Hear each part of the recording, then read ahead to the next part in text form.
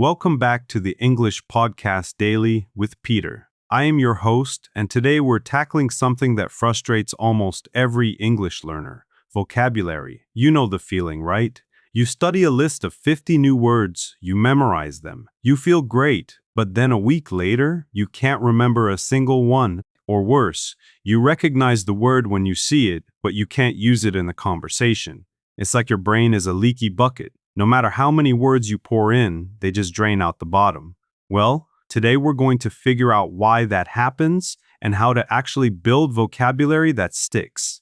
To help me break this down, I am joined by Dr. Sarah Chen, a cognitive psychologist and language learning specialist who's researched memory and vocabulary acquisition for over 15 years. Sarah, thanks so much for being here. Thanks for having me, Peter. I am so excited to talk about this because vocabulary is the foundation of everything in language learning. If you don't have the words, you can't communicate. But here is the good news. Here is actual science behind how to build vocabulary effectively, and most learners aren't using it. Perfect. So let's start with the basics. Why do most vocabulary learning methods fail? Great question. So there are several reasons why traditional methods don't work. The first is passive memorization. Most learners create flashcard lists and try to memorize them. They repeat the word over and over: apple, apple, apple. This creates what we call shallow encoding.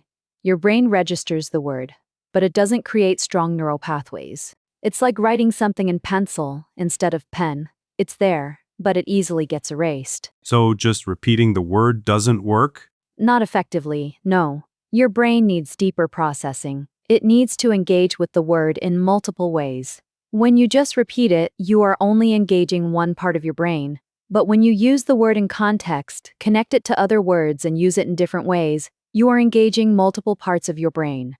That creates stronger, more durable memories. That makes sense. What's the second reason traditional methods fail?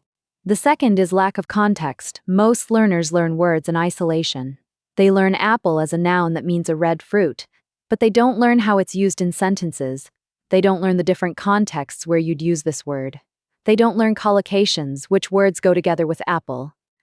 For example, apple of my eye is a common expression, but if you just memorize apple as a fruit, you won't understand this expression when you hear it. So context is crucial. Absolutely. Words don't exist in a vacuum. They exist in sentences, in conversations, in relationships with other words. If you learn the word in isolation, you can't use it effectively in real communication. What's the third reason? The third is lack of spaced repetition. This is huge. Most learners study a word once or twice and then move on, but research on memory shows that you need to encounter a word multiple times, with increasing intervals between encounters, for it to move into long-term memory. If you study a word today and never see it again, you'll forget it. But if you study it today, then see it again in 3 days, then in a week, then in 2 weeks, it will stick in your long-term memory. So it's not about how many times you study it, but when you study it. Exactly. The timing is crucial. This is called the spacing effect, and it's one of the most well-researched phenomena in cognitive psychology. When you space out your learning, you actually remember better and longer than if you cram. That's really interesting. What's the fourth reason traditional methods fail? The fourth is passive versus active vocabulary. Most learners focus on passive vocabulary, words they can recognize and understand when they read or hear them. But to communicate, you need active vocabulary, words you can use when you speak or write. These require different learning strategies. If you only work on recognition, you won't be able to produce the word when you need it. So you need to practice actually using the words? Yes, you need to produce them. You need to speak them, write them, use them in sentences. This creates different neural pathways than just recognizing them. Are there other reasons? Yes. The fifth is lack of emotional connection. Words that have emotional significance or personal meaning stick better than random words. If you are learning vocabulary about something you care about, you'll remember it better than if you are learning random words from a textbook. And the sixth is not using the words in real communication. If you learn a word but never use it in actual conversations, your brain doesn't see it as important. Your brain prioritizes information that's relevant to real life. So if a word never appears in your real communication, your brain doesn't prioritize storing it in long-term memory. So it's about relevance and real-world use. Exactly. Your brain is very efficient. It only stores information that seems important and relevant. If you are learning words that don't connect to your real life, your brain will discard them. Sarah, let's talk about the science of memory for a moment.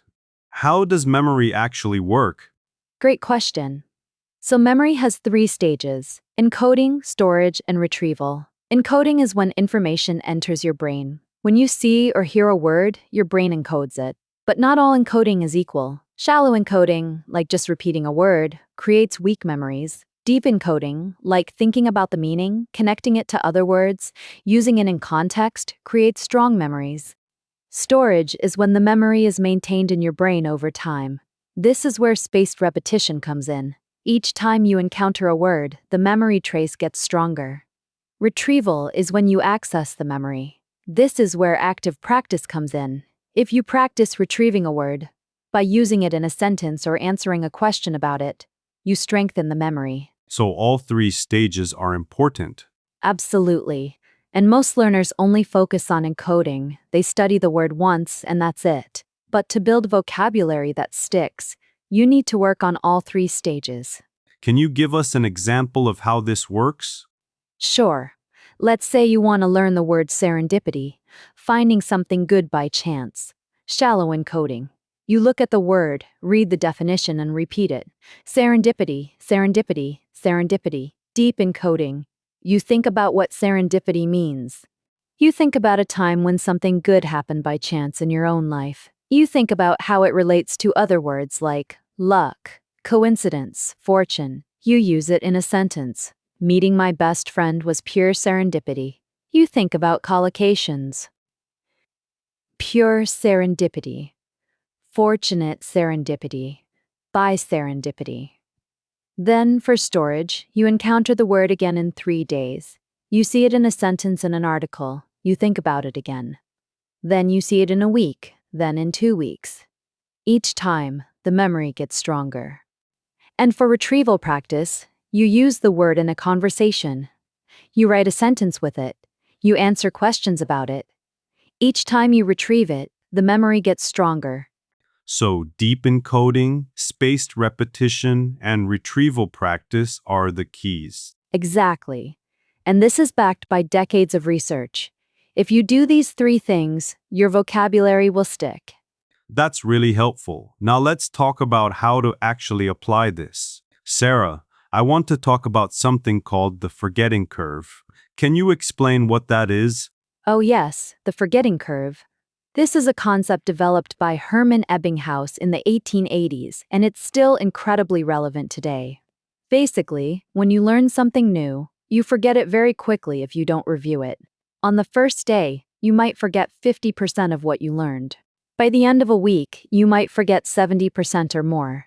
But here is the key. Each time you review the information, the forgetting curve flattens. So if you review the word on day 3, you'll forget it more slowly the second time. If you review it on day 7, you'll forget it even more slowly, and so on. This is why spaced repetition works. By reviewing at strategic intervals, you are fighting against the forgetting curve. So T, here is an optimal schedule for reviewing. Yes, research suggests that the optimal intervals are roughly 1 day, 3 days, 7 days, 14 days, 30 days. So, you learn a word, review it after 1 day, then 3 days, then 7 days, etc. After about 5 to 6 reviews at these intervals, the word moves into long-term memory and you are unlikely to forget it. That's really specific. So if someone follows this schedule, they'll remember the word? If they're doing deep encoding and retrieval practice, yes. The schedule ensures that you are reviewing at the moment when you are about to forget, which maximizes learning efficiency. That's brilliant. And this is why spaced repetition apps are so popular? Exactly. Apps like Anki use algorithms based on this research to schedule reviews at optimal intervals. It takes the guesswork out of when to review. Okay, so let's get into the practical strategies. Sarah, what's the first thing someone should do if they want to build vocabulary that sticks? The first thing is to choose words that matter to you. Don't just learn random words from a textbook. Learn words that are relevant to your life, your interests, your goals. If you are interested in cooking, learn cooking vocabulary. If you are interested in technology, learn tech vocabulary. If you're preparing for a job interview, learn professional vocabulary related to your field. When words are relevant to you, you are more motivated to learn them, and your brain prioritizes storing them. So it's about personal relevance. Yes, and this ties into emotional connection. If you care about the topic, you'll have an emotional connection to the words and they'll stick better. What's the second strategy? The second is learn words in context. Don't learn a word in isolation. Learn it in a sentence. Learn multiple sentences with the word. Learn how it's used in different contexts. For example, if you are learning the word break, don't just learn it as a verb meaning to damage. Learn, I broke my arm. Damage, let's take a break. Rest, break a leg, good luck. The news broke this morning, became public. The price broke through $100, exceeded. When you learn these different uses and contexts, you understand the word much better, and you can use it more flexibly. So context gives you the full picture of how a word is used. Exactly. And this is why reading and listening are so important. When you read books or listen to podcasts, you see words in context. Your brain learns not just the meaning, but how the word is used in real communication. What's the third strategy? The third is use spaced repetition.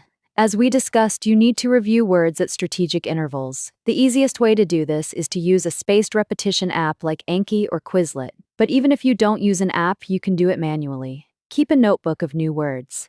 Review it after 1 day, then 3 days, then 7 days, etc. The key is consistency. You need to review regularly, not just once or twice. So it's about building a system for reviewing. Yes, and the system needs to be sustainable. If it's too complicated or time-consuming, you won't stick with it. So find a system that works for you and commit to it. What's the fourth strategy? The fourth is practice retrieval. Don't just passively review words, actively retrieve them. Use them in sentences, write them down, speak them out loud, answer questions about them. For example, if you are learning the word eloquent, don't just read the definition. Write a sentence. The politician gave an eloquent speech, or answer a question. Can you describe a time when someone was eloquent? Or use it in a conversation. Each time you retrieve the word, you strengthen the memory. So it's about actively using the words, not just passively reviewing them. Exactly. And this is why conversation practice is so valuable. When you have conversations, you are forced to retrieve words from memory and use them in real time. This creates strong, durable memories. What's the fifth strategy? The fifth is learn word families and collocations. Words don't exist alone. They exist in families and in relationships with other words. For example, the word happy has a family. Happiness, happily, unhappy, unhappiness. If you learn the whole family, you understand the word better, and you can use it in more contexts. And collocations are words that go together. For example, heavy rain, strong coffee, bright future. Native speakers use these combinations naturally. If you learn collocations, you'll sound more natural. So it's about understanding how words relate to each other. Yes, and this is why reading and listening are so important. When you read and listen, you naturally encounter word families and collocations. Your brain learns these patterns without you having to explicitly study them. What's the sixth strategy? The sixth is use multiple modalities. Don't just study words on flashcards, encounter them in different ways. Read them in books, articles, news, hear them in podcasts, movies, conversations. Write them in sentences, journal entries, essays, speak them in conversations, presentations, recordings. When you encounter words in multiple modalities, different parts of your brain are engaged and the memories are stronger. So it's about engaging multiple senses and skills. Exactly. And this is why a balanced approach to language learning is so important. You can't just study vocabulary on flashcards. You need to read, listen, speak, and write. This creates the strongest vocabulary foundation. Are there any other strategies? One more. Teach someone else. One of the best ways to solidify your understanding of a word is to teach it to someone else. When you have to explain a word, you really have to understand it deeply. So if you are learning with a language partner or in a group, take turns explaining new words to each other. This will help all of you remember the words better. That's a great strategy. The teaching effect is real. It really is. When you teach, you are forced to think deeply about the material, and you are retrieving it from memory multiple times. Both of these strengthen the memory. Sarah, let's talk about building a vocabulary system. What should a good vocabulary system include? A good vocabulary system should have several components. 1. Input sources, where you are getting new words. This could be reading, listening, conversations, etc. You want multiple sources so you are exposed to different types of vocabulary. Point 2. Recording system, how you are capturing new words. This could be a notebook, a flashcard app, a spreadsheet, etc. The key is that it's easy to use and you do it consistently. Point 3. Spaced repetition system, how you are reviewing words at optimal intervals. This could be a flashcard app like Anki or a manual system where you review your notebook. Point 4. Production practice, how you are using words in speaking and writing. This could be conversations, writing exercises, presentations, etc. 5. Tracking system, how you are tracking your progress. This could be counting how many words you've learned or tracking how many words you can use in conversations. When you have all these components, you have a complete system for building vocabulary. That's really comprehensive. Can you give us an example of what a daily routine might look like? Sure, here is an example. Morning, 10 minutes. Review flashcards using a spaced repetition app. Do 20 to 30 cards. During the day, ongoing, read an article or listen to a podcast. When you encounter new words, note them down. Evening, 20 minutes. Add new words to your flashcard app or notebook. Write example sentences. Write a short paragraph using 3 to 5 new words you've learned recently. Weekly, 30 minutes. Review your vocabulary notebook. Look at words you learned 1 to 2 weeks ago. Make sure you still remember them. Have a conversation with a language partner. Try to use new words in the conversation. This routine ensures that you are getting input, recording new words, reviewing at spaced intervals, and practicing production. It's a complete system. That's really practical. How long would it take to see results? If you are consistent with this routine, you should start seeing results within 2 to 3 weeks. You'll notice that you are remembering more words. You'll be able to use them in conversations. You'll feel more confident with your vocabulary. But the real payoff comes after 2 to 3 M's of consistent practice. At that point, you'll have built a strong foundation of vocabulary, and learning new words will become easier because you understand the patterns and systems. That's encouraging. So, consistency is key. Absolutely. Consistency is more important than intensity. It's better to study 20 minutes every day than to study 2 hours once a week. Your brain needs regular, spaced exposure to words for them to stick. Sarah, do you have any real examples of learners who've successfully built their vocabulary using these strategies? Oh yes, many. I had a student named Miguel from Spain. He'd been studying English for years, but his vocabulary was limited. He could understand basic English, but he couldn't have sophisticated conversations. We implemented a system where he read 1 article a day on topics he was interested in, technology and business. He added new words to Anki. He reviewed for 15 minutes every morning, and he had weekly conversations with a language partner where he tried to use new words. After 3 months, his vocabulary had grown dramatically. He went from knowing about 3,000 words to over 6,000 words. More importantly, he could use these words in conversations. He felt much more confident. That's a great example. Do you have another one? I do. I had a student named Yuki from Japan. She was preparing for the TOEFL exam and needed to build academic vocabulary quickly. We created a focused system where she learned vocabulary from TOEFL word lists, but she also read academic articles and listened to TED Talks. She used Anki for spaced repetition, and she wrote essays using new vocabulary. In 4 months, her vocabulary score on practice tests improved from 18/30ths to 28/30ths. She passed the TOEFL with a high score and got into her dream university.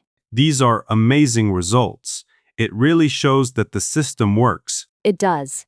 And the key in both cases was consistency and using multiple strategies. They weren't just using flashcards, they were reading, listening, writing, and speaking. They were engaging with vocabulary in multiple ways. Okay, so for our listeners who want to start building vocabulary that sticks, what's one thing they can do this week? I'd say, choose one source of input, a book, a podcast, a YouTube channel that interests you. Consume that content for 20 to 30 minutes. Write down 5 to 10 new words you encounter. For each word, write the word, the definition, an example sentence from the content, a personal example sentence using the word in the sentence related to your life. That's it. Just do this once. You are doing deep encoding by thinking about the word in context and connecting it to your life. That's simple and actionable. What about for people who want to take it to the next level? For those people, I'd recommend setting up a spaced repetition system. Download Anki or Quizlet, add those 5 to 10 words. Commit to reviewing for 10 minutes every morning. Do this for 1 week. You'll see how the spaced repetition system works. You'll start remembering words better, and you'll be building momentum. That's great advice. Any final thoughts? Just remember, vocabulary building is a marathon, not a sprint. You are not going to learn 1,000 words in a week, but if you are consistent, if you are using these strategies, you will build a strong vocabulary over time, and a strong vocabulary is the foundation of all language skills, so it's worth the investment. Sarah, thank you so much for sharing your expertise with us. This is incredibly valuable information. Thanks for having me, Peter. I hope this helps our listeners feel more confident about building their vocabulary. For our listeners, if you want to connect with Sarah or learn more about her research, we'll have all her information in the show notes.